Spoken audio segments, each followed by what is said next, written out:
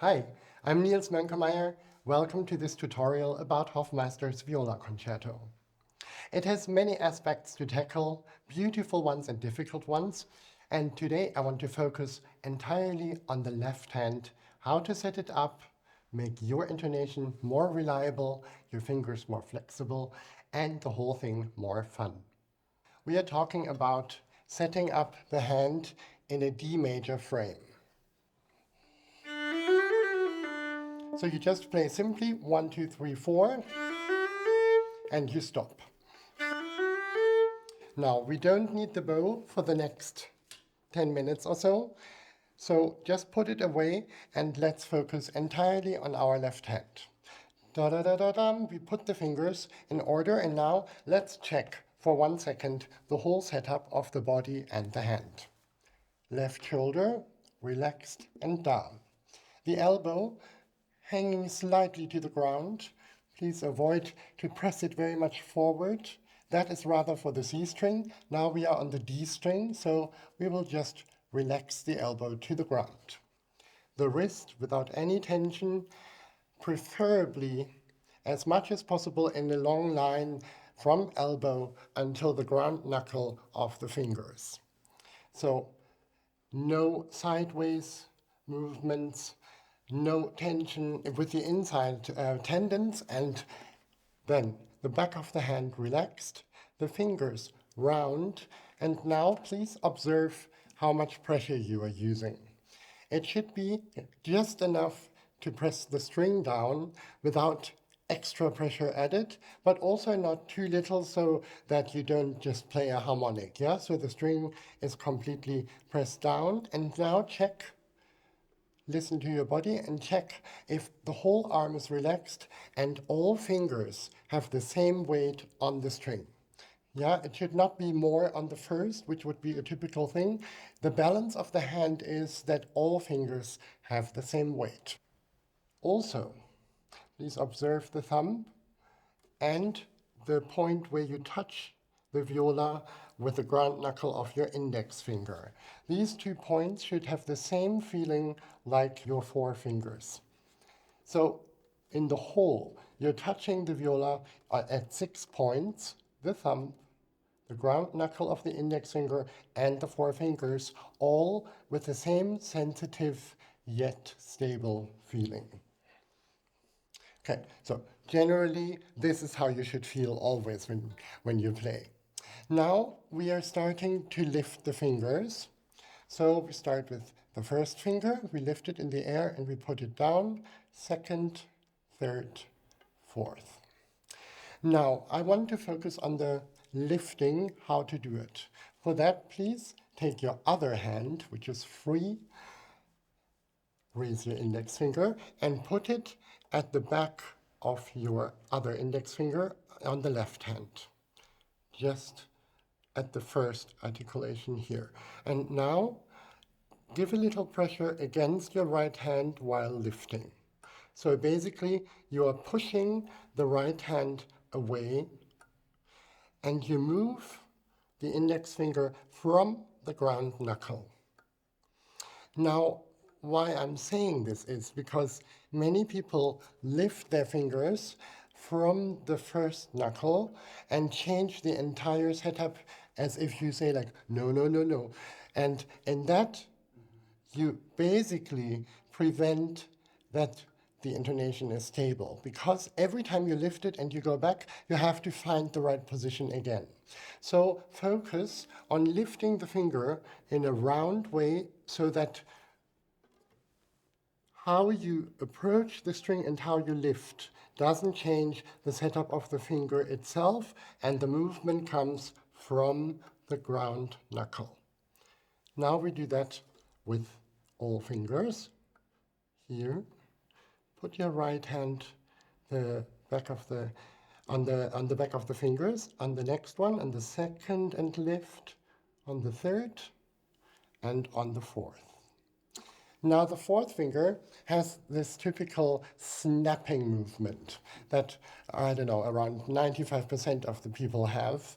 That means you lift it and then at a certain point you can control it and it goes very quickly quite high up.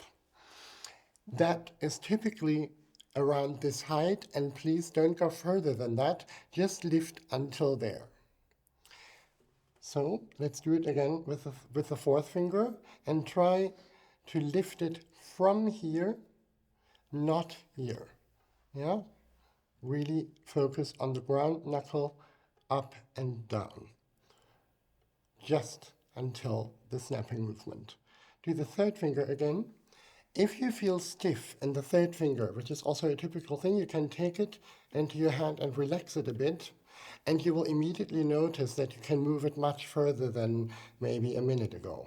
So then move it, shake it a bit, and stop at the higher one, and then take the finger away and stay. This is how relaxed your third finger should be. Now let's do the whole thing one more time, and now we add 2 different percussion movements, so to say. They're very slight but very helpful. So we have the lifting movement, lift the finger. So now you're still touching with the right hand your left finger, and now you stay with the right hand and you put the left finger down. And now you lift it again. So basically you once do a little knocking on the string, and for the lifting you do a little knocking with your knuckle on the right hand. So it's like bum, bum, bum, chung, chung, cha, cha, cha. Yeah, so that the lifting has an equal impulse as the putting down of the finger. That's very often not the case, and is the key to have more brilliancy and more shiny overtones, which all are very necessary for Hoffmeister concerto. Let's do the same with the second finger. Chuck, chuck, chuck, chuck, chuck, chuck, chuck, chuck, chuck, chuck, chuck, chuck, chuck. Now, if you do this kind of exercise for the first time, I say press pause on the video for a second and repeat those steps until you understand how to do it, because I did it very quickly and maybe you need a bit more time. Then press play again and follow me along. Now, we want to combine the lifting and the putting down, not only with one finger, but now we will practice to lift and put down 2 fingers at once. For that, it's like a specific order later, but let's start now with 1 and 2. So we do exactly the same movement, just with 2 fingers. Chuck, chuck, chuck, chuck. Yeah? And now observe that, by the way, the shoulder is still down. Observe that both fingers lift absolutely together and arrive in the same height.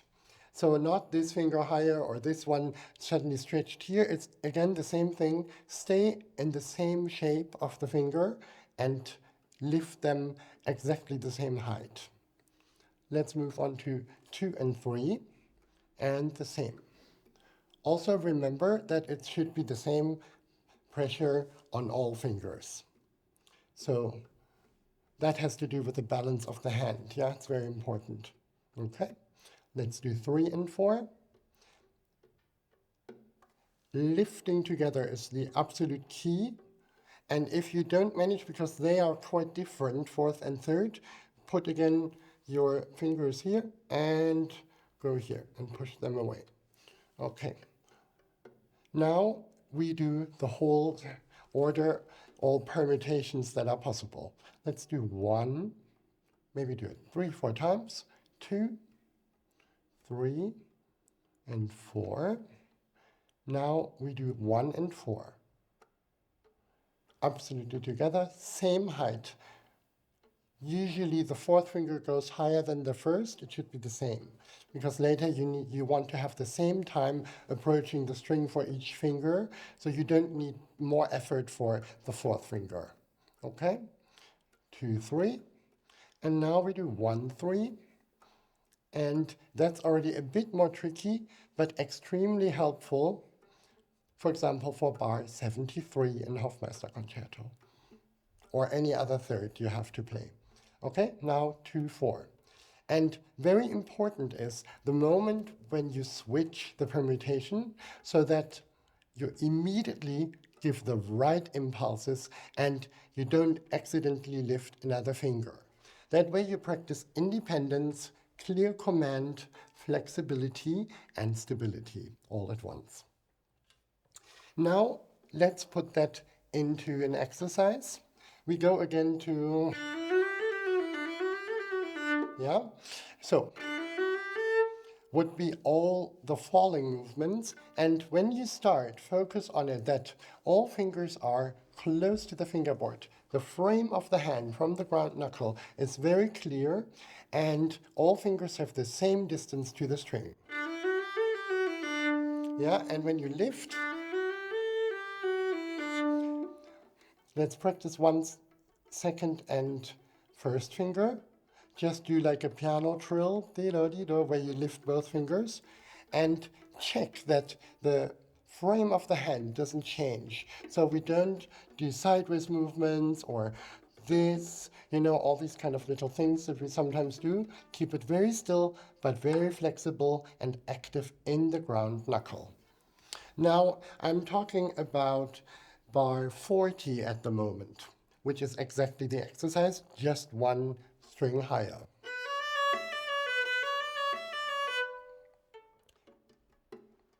And that is one of these moments where we need these exercises. Another thing is already bar 2 of the viola entrance,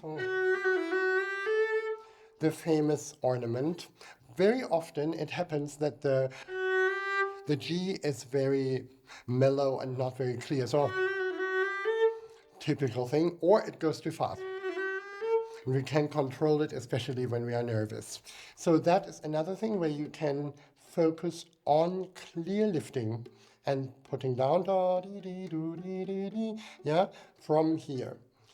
Another thing you can practice for that, to have the absolute clarity, is to do what we did before, the piano trills, meaning putting down and lifting at the same time. And you can maybe even hear it a bit. I'm not using any strength.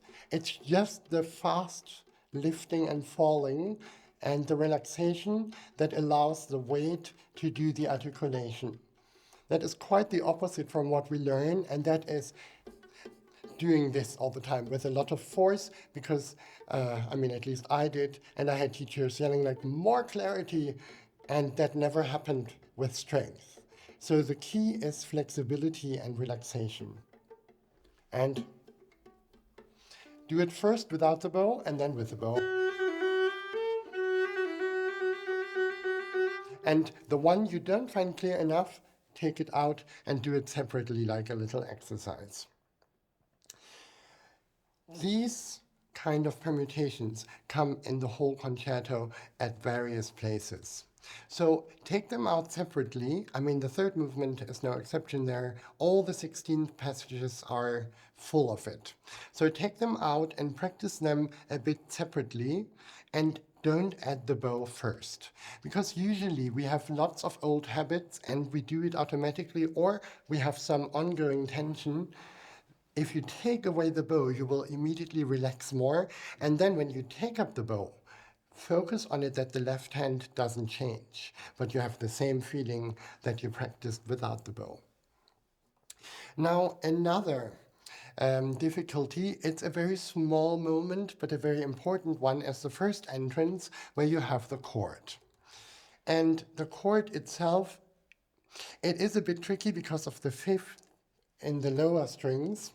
And very often I hear that the sound is bad or the fifth is out of tune. So this moment, yeah? And then what usually happens is you have a beautiful fifth because you practiced so well. And then you put the second and third finger and the fifth is out of tune. So that if you listen carefully, very often there comes an ugly sound in the middle of the chord, which is a pity because it's like your very first entrance to open the curtain, so you want it to be as beautiful as possible. This exercise helps for any sort of chord. It would be the same for later on, where you have lots of fifths, or the famous third place, where you also have a fifth and then double stops. So basically, you play the higher notes first. the second and third finger, the F sharp and D, and now you put the fifth. So that when you put the fifth, 2 and 3 are already ready to play, and you don't put the fifth and they are not, and then you have to change the setup again. So first, put the fifth as an harmonic. Don't put the finger down completely, and check that the flesh of the finger tip is exactly equally to 2 strings. Then you put them slowly down, adding the weight. There will be a bit of pressure on the thumb, like a counter pressure. That's normal. It's not possible to play fifths like with a complete relaxed left hand. Okay, now check. Now let me say, for example, it sounds like this. Analyze which string is higher or lower and needs correcting. In this case, my high string is too low. That means the weight of my fingertip isn't on the right string, so I need to put more weight on the string that is too low and release it on the one that is too high. That's very important because that is how you correct fifths. Now I added more pressure and it's in tune. If I don't do that and I put too much pressure on the low one, the high string won't sound well as either. And this correction happens with a slight shift in the wrist or in the elbow, depending on what you need, yeah? One quick side note for these fifths for people with thin or smaller hands and like thin fingers. So sometimes there can be the problem that you put down the first finger and it glides in between the strings and you can't really put it down enough. So one string won't be pressed down and then the sound is not good. I mean, there is a physical limit to it, but what you can do is that the way you add the weight is away from you. Think about it for 1 second. If you have your finger and you want to make it more broad, you should actually press it down this way so that the flesh goes on all the sides of the nail. If you don't do it, then the flesh will become smaller. If you think about it for the viola, that means if you press it down and like an upwards shift, press towards yourself, then the finger gets much smaller. The flesh will be pressed away from the nail. We want the opposite. We want like a shift downwards, all the weight away from us towards the scroll of our viola, and the flesh will appear outside of your nail and make the finger a bit broader. In case that physically your hand doesn't do this chord with a completely pressed down string here, then it is very helpful to add a slight rotation of the elbow when you reach the high strings. So, and do it together with the bow. That way you can avoid getting into a whole kerfuffle just by trying to do this chord at once. But it only works if 2 and 3, like we talked about before, are perfectly prepared and then put down into position by the elbow rotation. In bar 73, where the double stop part starts, I would like to go through every single movement with you separately once and take your viola and follow me along. So we start, other than what we have to do usually when we play on higher strings, the elbow out so that the fingers can reach the C string easily. The thumb slightly under, so this position is more comfortable. Of course, the shoulder relaxed. Now, for the first one, we need to have a free first finger. And now we will have a little exercise which goes for many other things too. Let's just do it as an example here. So you play the lower notes, E and C sharp, and you move your first finger as you do it. Now you can notice Even though I'm talking and moving my finger, you don't see any movement in my second and third finger. That's what you want.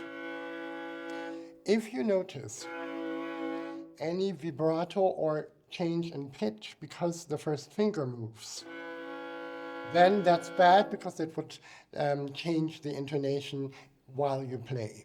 So focus again what we practiced in the first part of the exercises, that the finger moves entirely only from the ground knuckle and that the rest of the fingers and the hand is completely still. You can even, if you don't manage immediately, do it in the air. Yeah, give me this, put the fingers here together and move your first finger. Mostly it's easier if we don't have a viola because we don't have any old baggage with us in our brain. So you just do that. And while we are at it, you do the same and you do it, separate the fourth, make them round and do the same because that's what you need next. And that is much harder because fourth and third are very connected from the tendons. Yeah? So you practice the separate movement of all fingers in the air. Then you go here, do it again, and put it down. If you notice it's not in tune, go back, lift and put it in the right place, very consciously, because the moment of intonation is while you place the finger. Now we come to the next. This is what we just practiced in the air. You move your fourth finger. And now comes the next movement. You lift 2 and 1. Only 2 and 1. This stays on the string, 3 and 4. You rotate your elbow slightly so that you can already see in my hand, because of this elbow rotation, my second finger moves to the A string.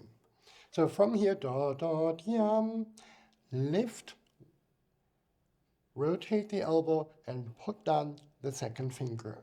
Yeah, so now you arrived at the third, which is like the third last note, A and C sharp.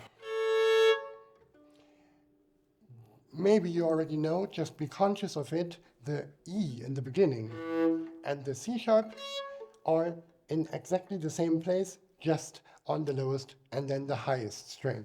So don't change the second finger setup when you lift, just keep it in the same place, lift the same height like we practiced, and put it down in one movement after the elbow rotation. So the whole thing would look like, put down, 3, 4th finger, put down, lift, 1 and 2, rotate elbow, put down. Now, once you got that naturally without thinking too hard, do the same thing and already focus on it that the bow doesn't change, or do the same like the left hand. So you want to do it in one sound.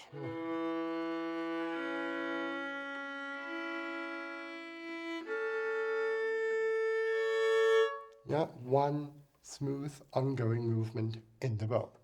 Now let's talk about the shift.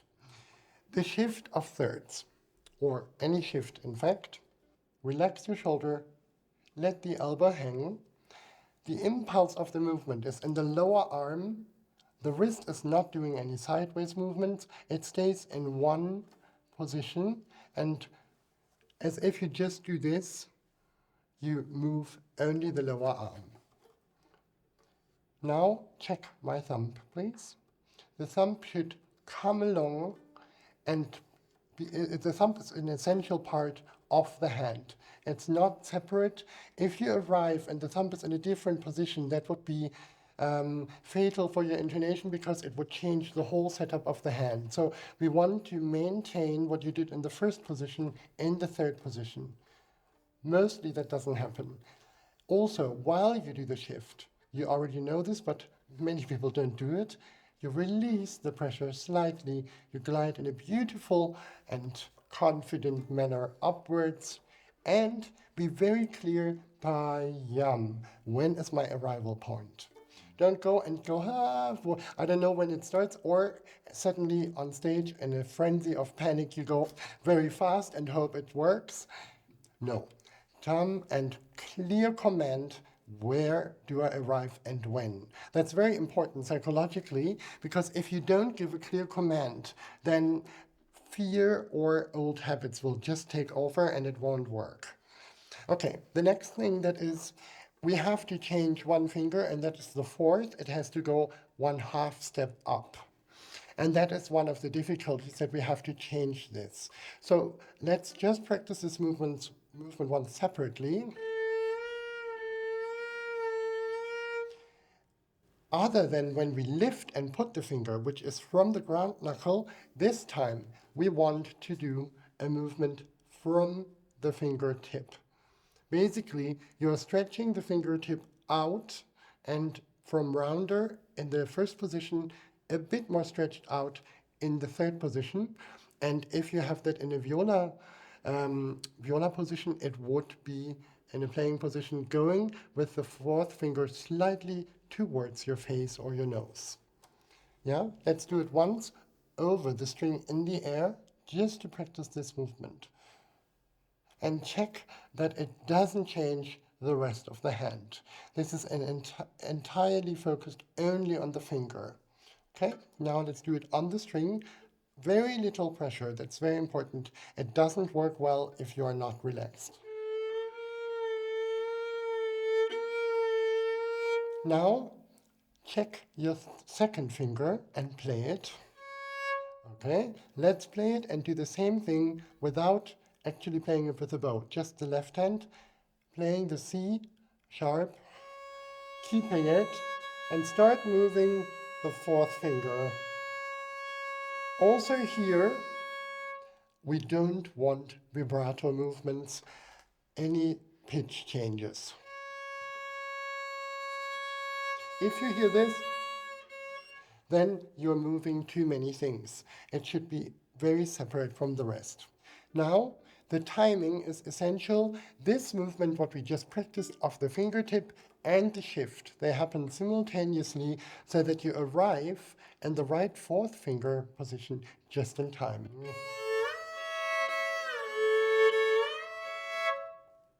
With all of those shifts, focus on a gliding motion. Same feeling for second and fourth finger, or third, whatever you have as a shift, and do it in one movement, not from the shoulder upwards, from the lower arm, while your finger does this. Your ear should focus on the two C sharps from the second and the fourth finger, so they stay the same. So you could even go to be sure, and to also focus on the smooth feeling. So if you do these exercises daily for just a few minutes, I promise you, after a few days, you will already feel very different. I encourage you to practice this not for a long, long time, but maybe 3-4 times for 5 to 10 minutes a day.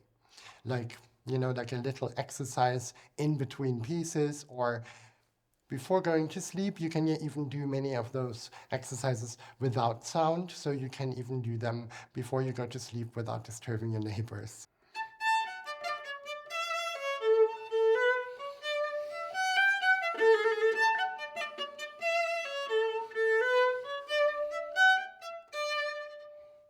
I would like to talk to you about bow technique, about the right hand in general, and particularly concerning the classical style.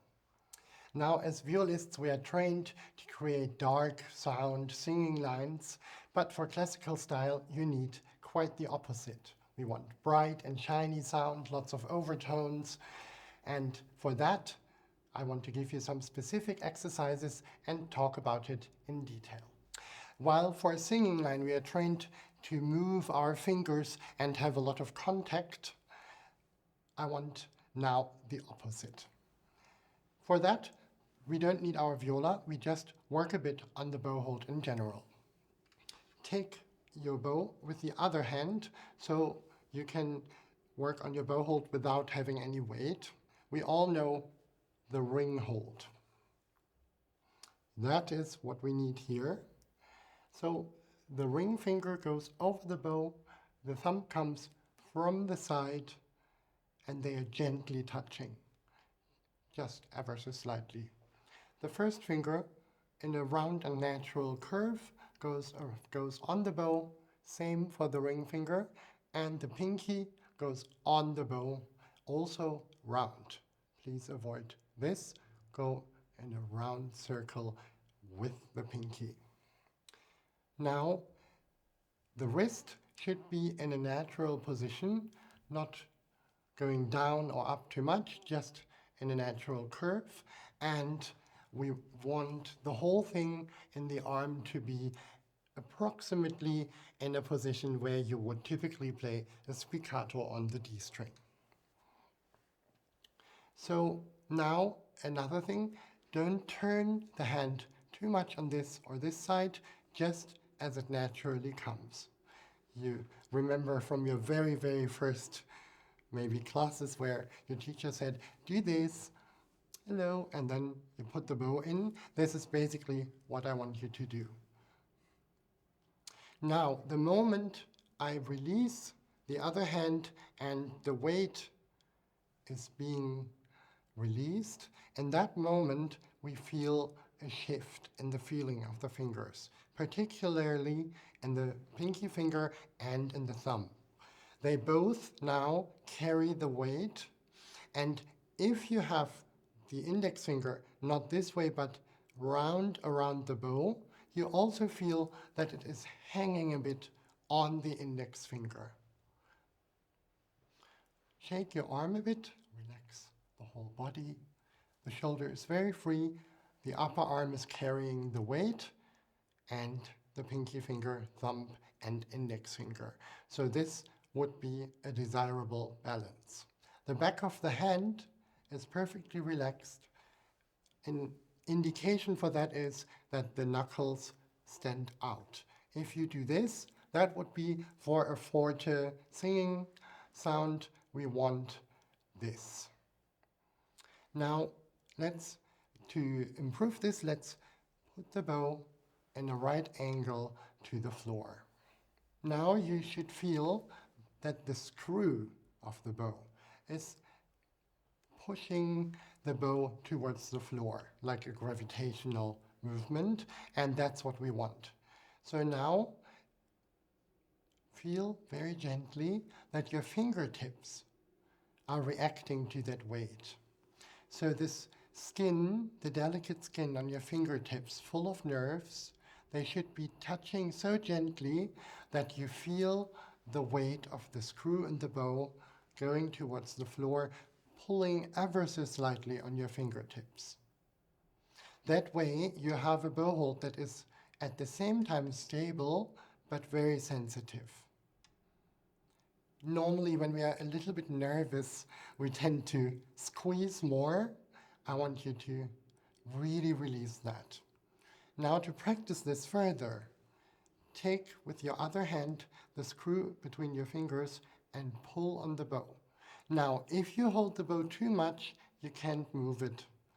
That's not good. It should immediately release and move. Yeah, so the bow hold is so relaxed that you can immediately let the bow go, but it won't fall out of your hands either. That's what we want. Now, when you shift back to the position here, the fingertips should have the same feeling. One more time. The weight goes to the floor. The weight is on your pinky finger and on the thumb. Now go back to the right angle and let's do a little turning motion with our thumb. So the bow rolls in your hand on the fingers. I don't want a movement that is initiated by the fingers, pushing them forward or backwards. I only want the thumb to do a very small movement like this with the fingertip knuckle. That way, the thumb is being moved within the hand and rolling on the fingers. The rest stays exactly like we practiced before. Now, Let's go back to the parallel to the floor position and do the same this way. You might also want to observe that the pinky finger has a different function now, as when we pull the bow towards us and the hair is facing us, that the pinky position is slightly in a different angle. The moment I roll backwards, the pinky is more on top. That is how it should be. Do that for a bit until you feel like you really got it. Usually what happens is that people start moving the fingers. I don't want that, yeah? So really focus on your thumb. Okay. Do it a couple of times. If you didn't get it yet, press pause and repeat the steps, and then we continue. Now we take the viola and we put the bow on the D string, roughly in the first third of the bow. Now, it would be advisable to be parallel to the bridge in our position. If you're not completely sure, take a mirror and check. It depends on the position of your upper arm, how you have the bow hold, how long your arms are, etc., so that you have exactly a position where you are with the wood of the bow parallel to the bridge. Now we add just normal bow strokes, just back and forth.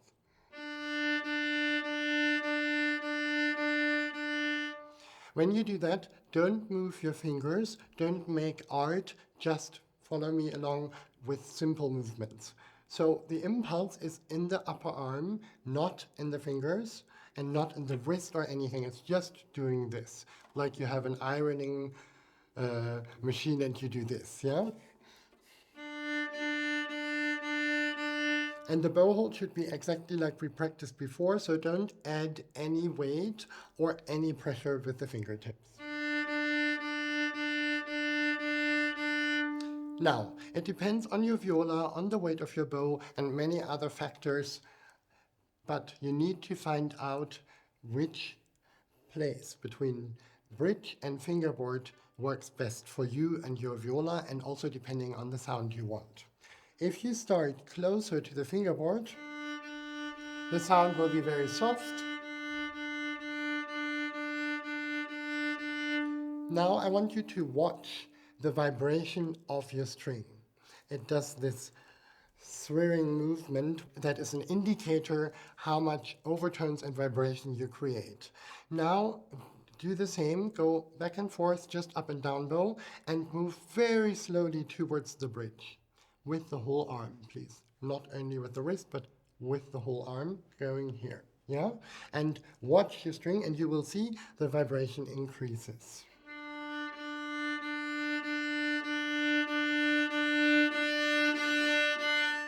Now I reached the point where I'm too close to the bridge. You will hear immediately when it starts to turn ugly.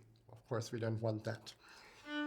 Shortly before the sound breaks, that would be the most resonant spot.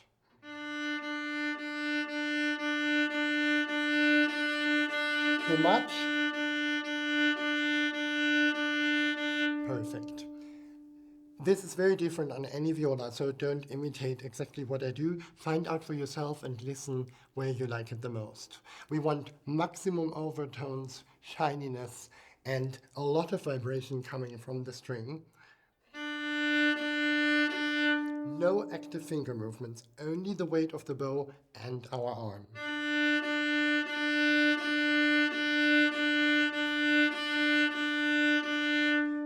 Concentrate on the upper arm and the whole bow moving together. So it's not these movements we do.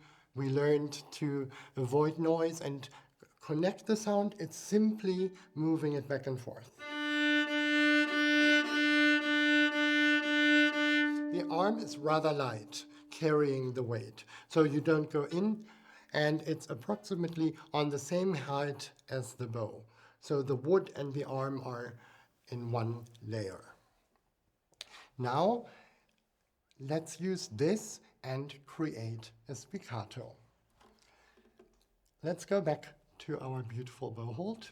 Do it in a right angle, shift the weight like we practiced.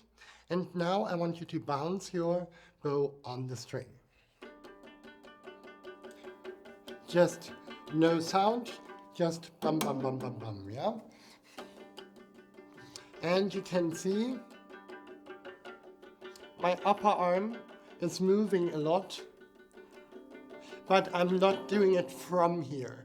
So it's more like when you bounce a ball, you do it with the impulses here, and the upper arm moves as well, but it's not the impulse point, yeah? The impulse point is in front. And if you think, oh, that's very wobbly, then you're doing it just right. It's not that we need a diet, we are just so relaxed. Okay, so that's what we want. Do it a bit until you feel that everything is relaxed. Also, your knees should be not stiff, yeah? The whole body has to be like that. And then when we do this, and you are in the right point here, which I will talk about in a second, you will start feeling that the bow has a bounce that goes on, and that you don't need to initiate every movement, but the bow, similarly like when you do this, the bow has a bounce on its own. And that's what we need to use for spiccato. Yeah?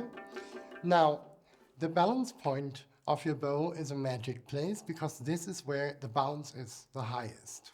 That is very different for each bow because it depends on how much weight is in the tip and in the frog and how long it is and how the wood is carved, etc.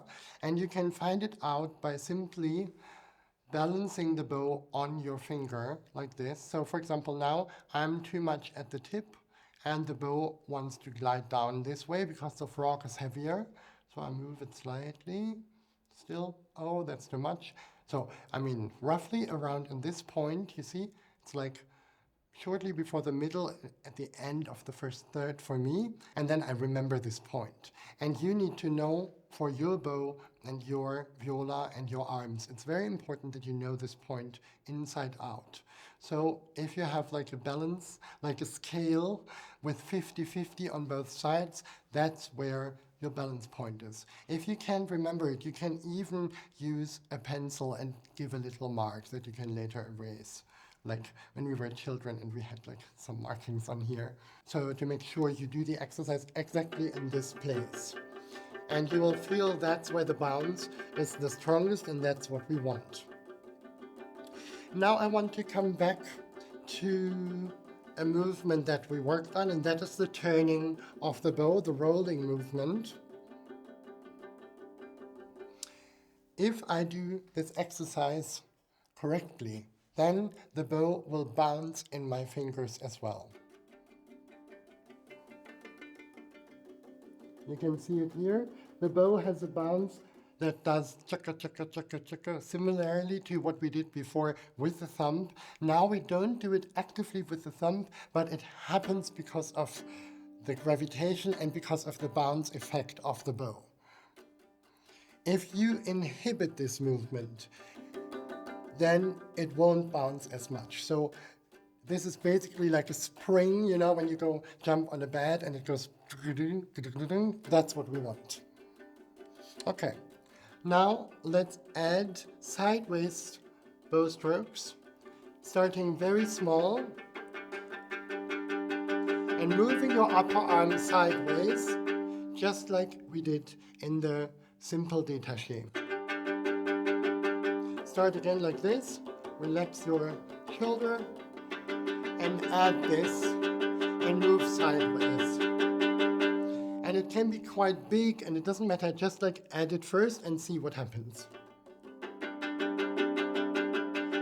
Then make it a bit smaller. And if you do it in a very relaxed manner and parallel to the bridge, check the mirror if you're not sure, then you will have a basic spiccato. Always with the bow bouncing in my hand. So the fingers are at all active, they are just reactive from the movement initiated by the arm and the natural bounce that the bow does by itself. This is quite the opposite from where we initiate the movement with active finger movements. Here it's the opposite. The arm is the impulse. Okay. Now, this enables you to change very quickly from, for example, a détaché to a spiccato, or like in articulation, from longer to shorter, and be very flexible with it. At the same time, the bow with the natural weight and the bounce will create a beautiful articulation that separates the notes and creates clarity. Combined with the right contact point, it will give you a very effortless and charming sound while speaking very clearly, and that is what we need. Now, another thing with why it is all connected is impulse, and there is a German word for it that doesn't quite translate, and that is Schwung.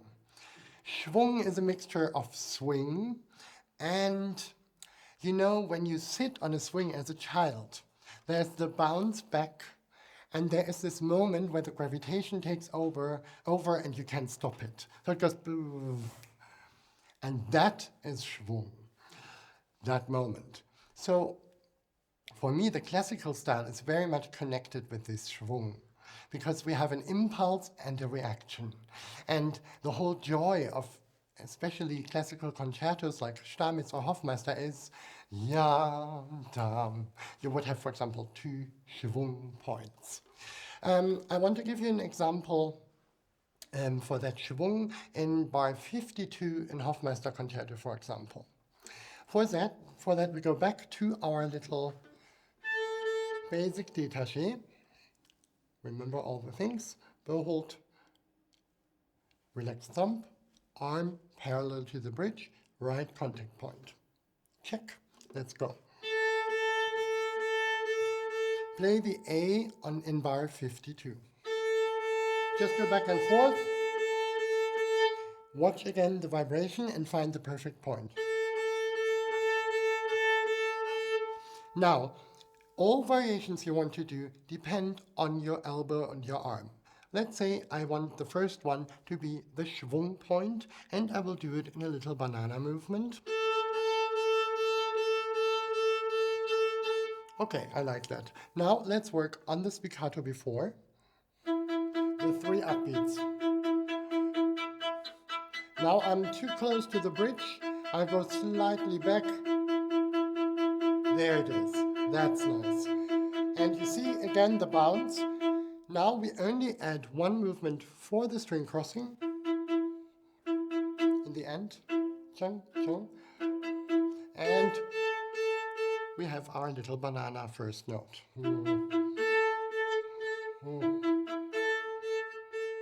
So we have the upbeat to the impulse, impulse da da da da da. And that's what I would like to do once.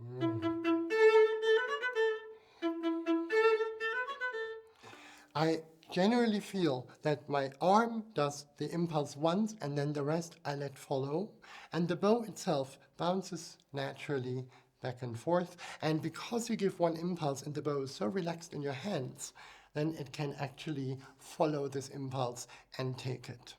And that way, the faster notes, just shake your wrist a bit, and the bow will have the natural bounce too. So essentially, long notes and short notes are with the same technique, you just leave the string a bit earlier. You don't need to put the bow beforehand. This basically substitutes put the bow on the string before you play, which prevents Schwung from happening. Because that's what we want in a classical style. I encourage you to work with these exercises. Do them not a long time, but do them every day for a couple of minutes, maybe 3 times.